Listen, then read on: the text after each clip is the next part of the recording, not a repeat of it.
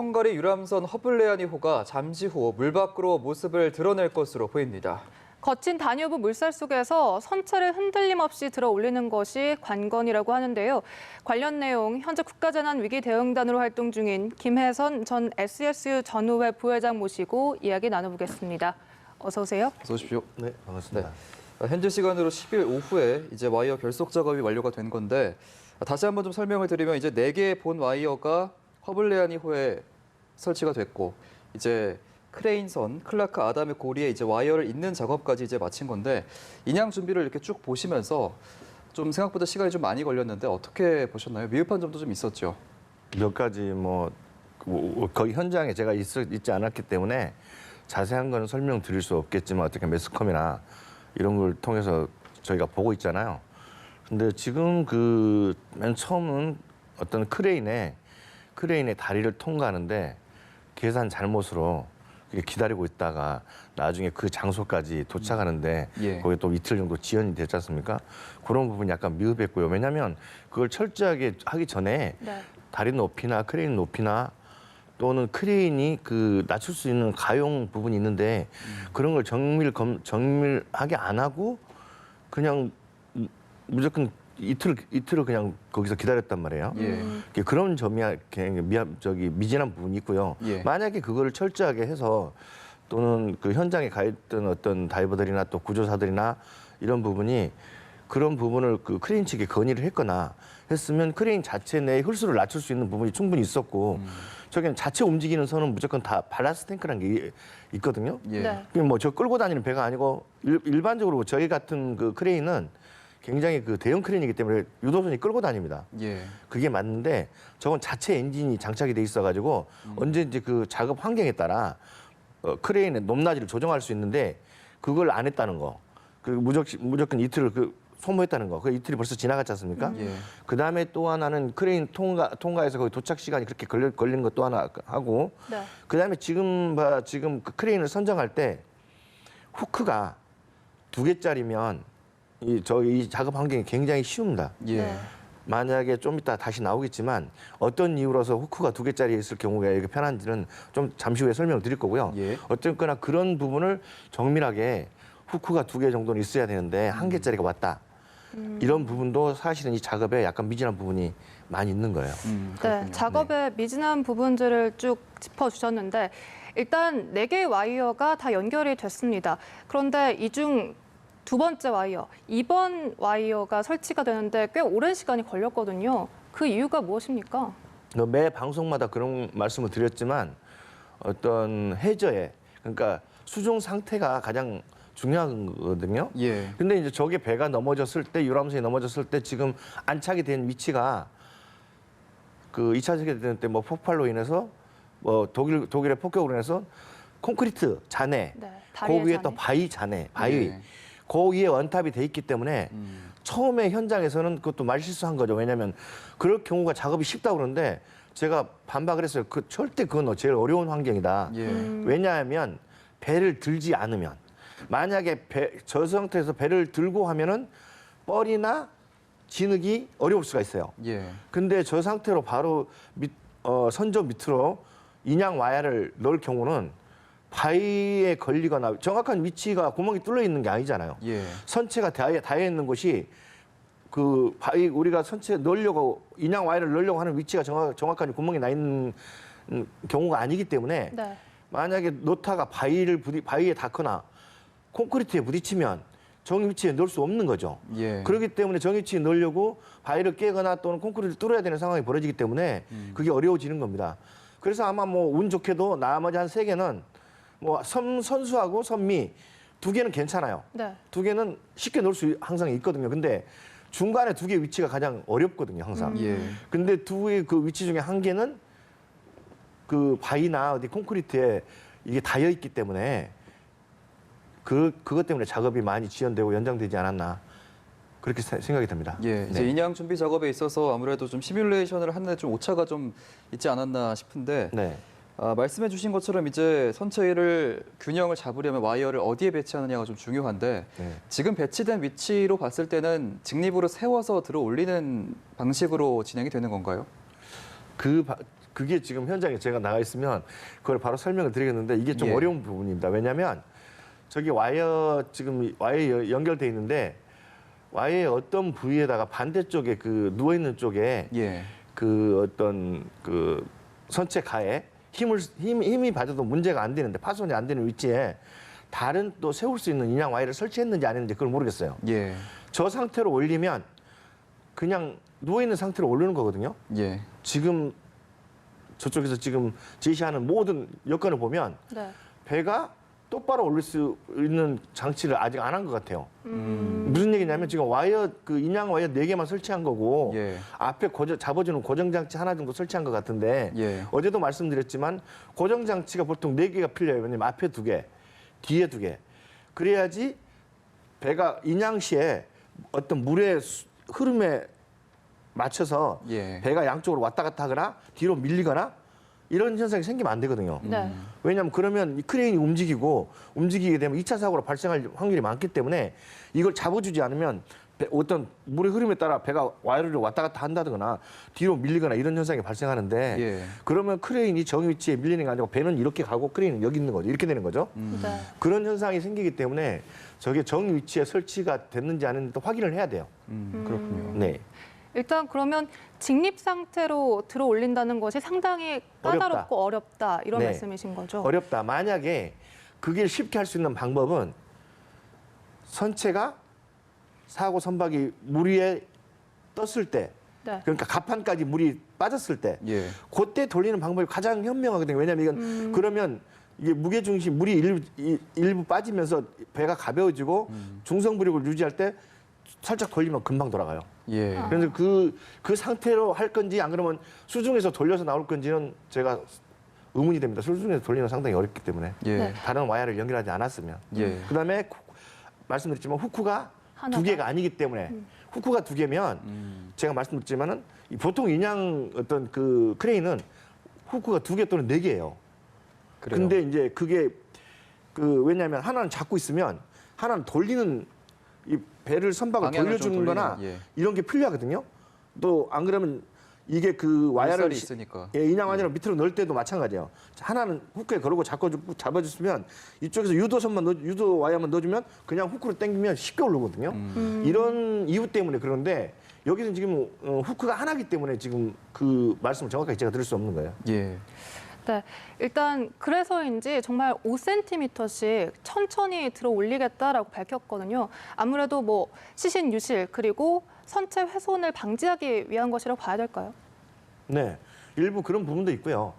이게 이제 올리는 과정에 그 선체 내에 있을 혹시 모를 실종자가 있을 수 있잖아요. 예. 여기서 가장 핵심은 뭐예요? 뭐 그 위에 마스터가 날아가도 상관이 없고 배에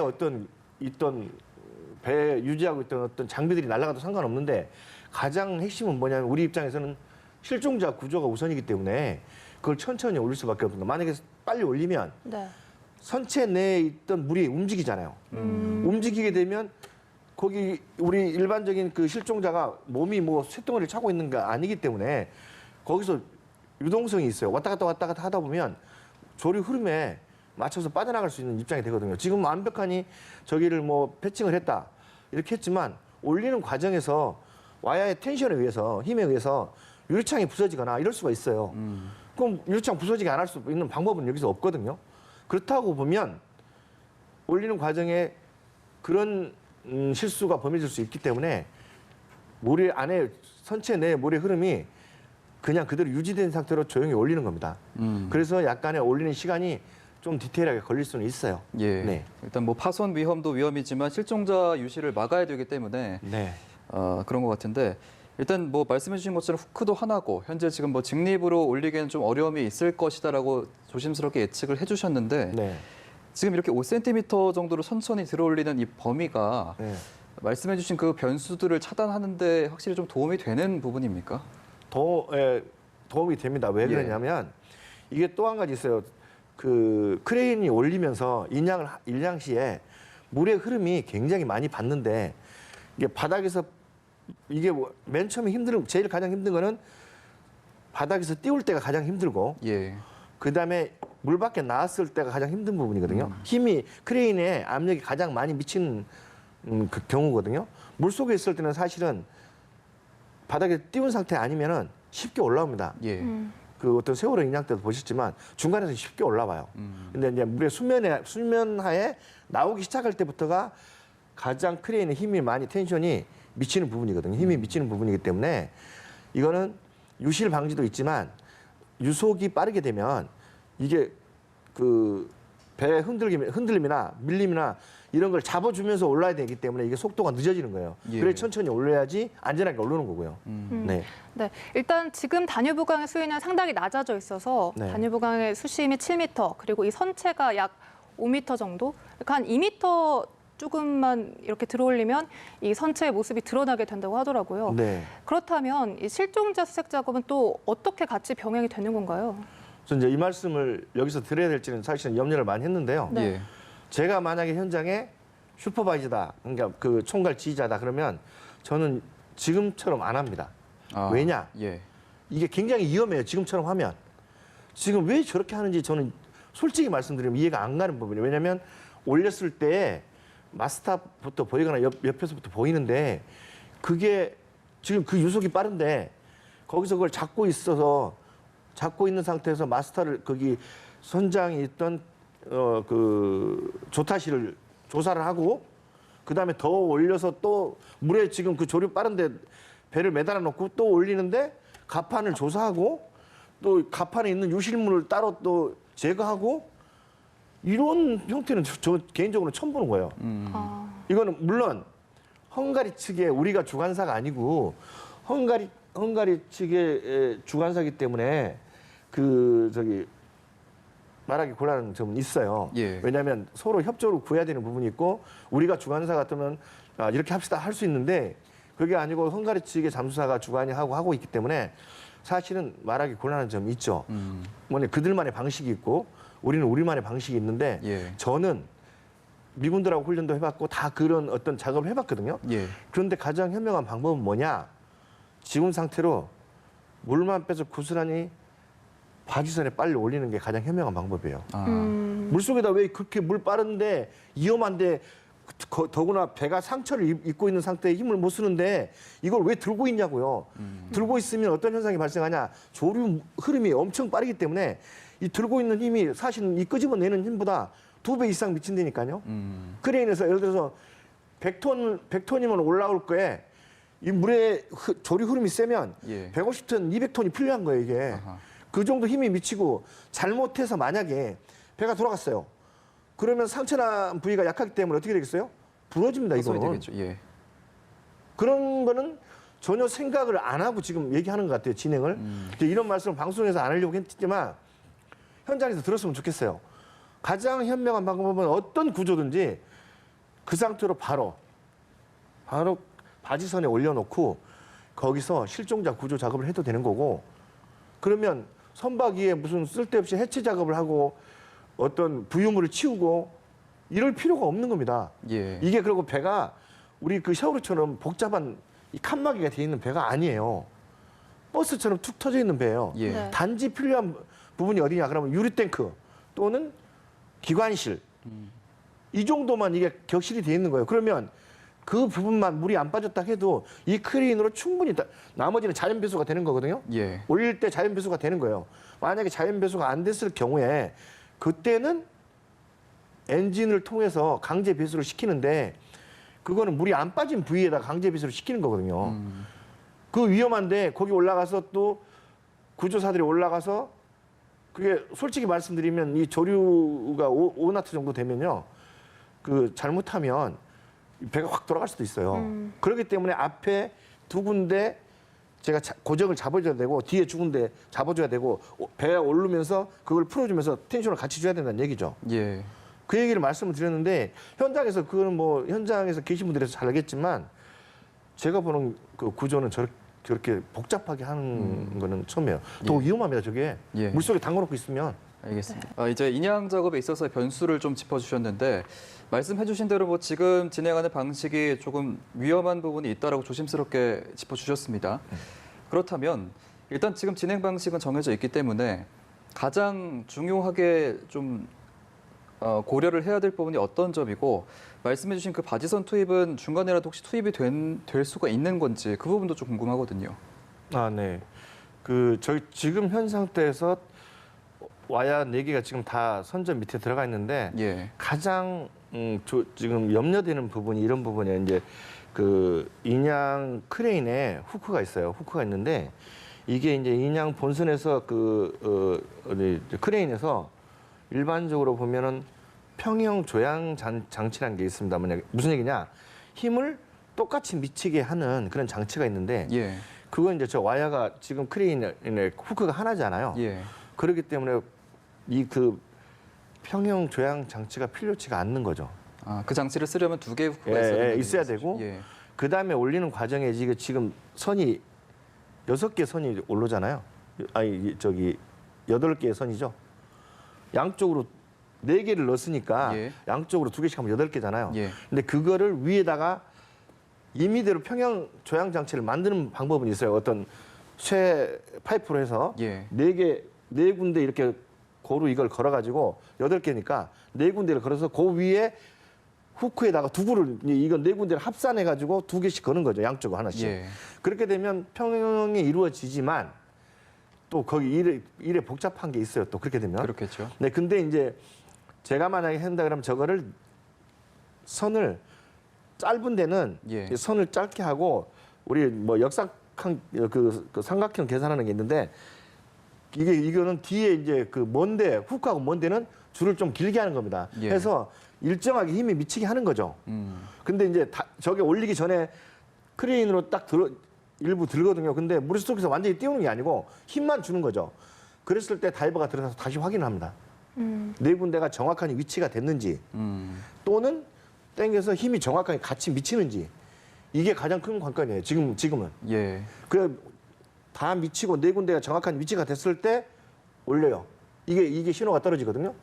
그러면은 그때부터는 인양이 되는 건데 예. 그러기 전까지가 이제 문제라는 거죠. 이게 정확한 위치에 파공 개수를 피해서 정확한 힘이 받을 수 있는 골고루 힘이 받고 있는지 연결한 와이어가 또는 위치가 정확하게 돼 있는지 이건 또 다이버가 들어가서 확인한 다음에 이제 올리게 되는 과정이거든요. 예. 그것만 되면은 나머지는 이제 육상에서 거의 이제 보이는 쪽에서 작업을 할 거니까 크게 문제 될 것까지는 없을 것 같아요. 근데 네, 좀 전에 말씀드렸지만 저쪽에서 지금 4단계를 말씀드리는데 예. 저는 그 단계가 필요 없다는 걸 말씀드린 거고요. 왜냐?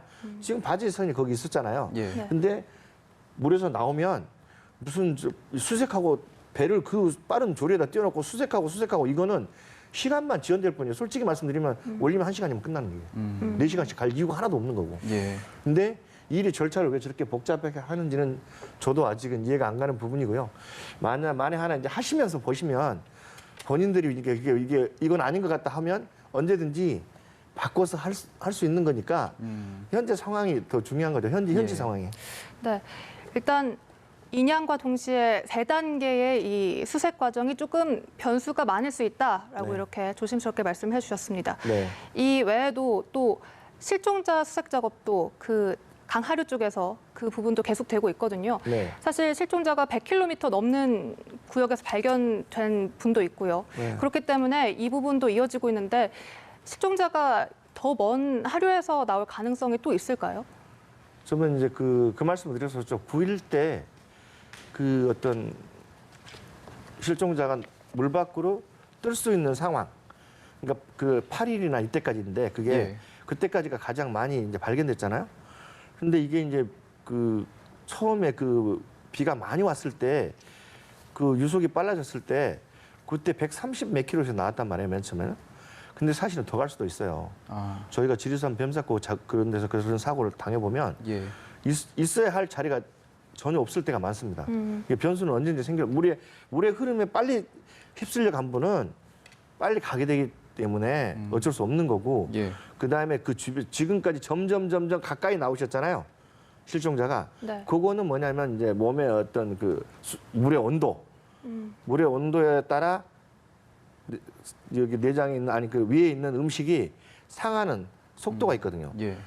위에가 물이 온도가 그때 12도나 15도라 그랬어요. 그럼 밑으로 갈수록 강이 광폭이 넓어졌고 온도가 따뜻해졌어요. 그러니까 밑에부터 떠오르는 거거든요. 예. 이제 지금 요즘 마지막에 발견된 이제 그 구조자는 실종자는 저는 그런 거 떠서 발견된 게 아니라고 보는 거죠.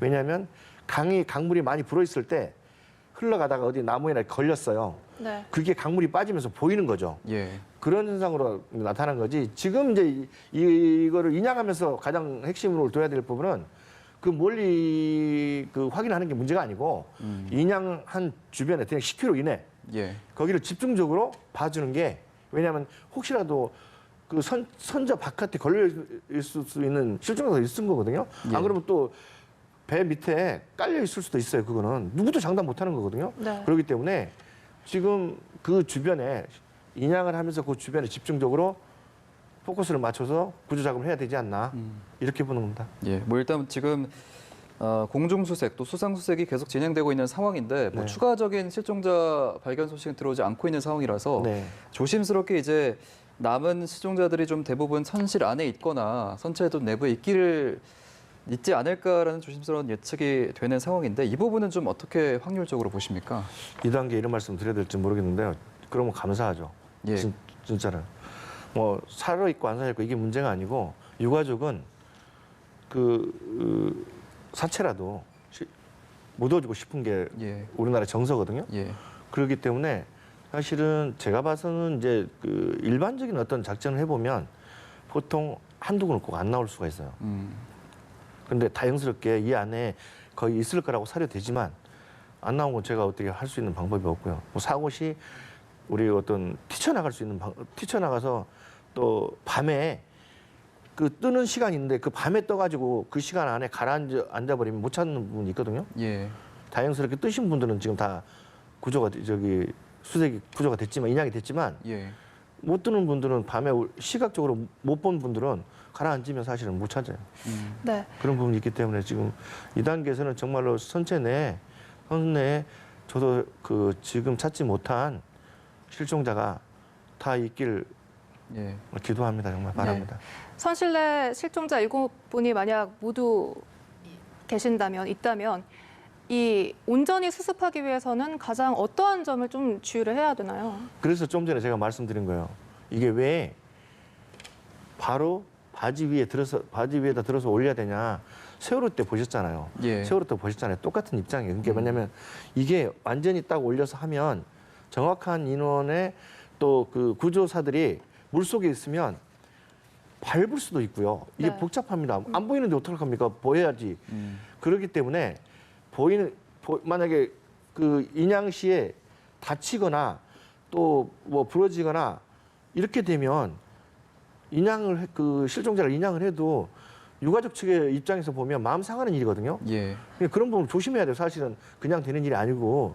그래서 깨끗하게 물에 완전히 바지 선에 위에 올려놓으면 그런 우를 범할 수 없기 때문에 예. 저는 그걸 원하는 겁니다. 그리고 작업이 가장 단순하고 확실하고 안전이 가장 보장되기 때문에 말씀드린 거예요. 예. 네. 알겠습니다. 알겠습니다. 저희도 사고 유람선이 무사히 떠올라서 유실되는 시신 없이 좀 실종자가 모두 발견됐으면 하는 바람입니다. 오늘 오후 1시 30분부터 시작되는 인양 작업 저희가 계속해서 생중계로 또 뉴스 특보로 전해드리겠습니다. 지금까지 김혜선 전 SSU 전후회 부회장과 얘기 나눠봤습니다. 고맙습니다. 네.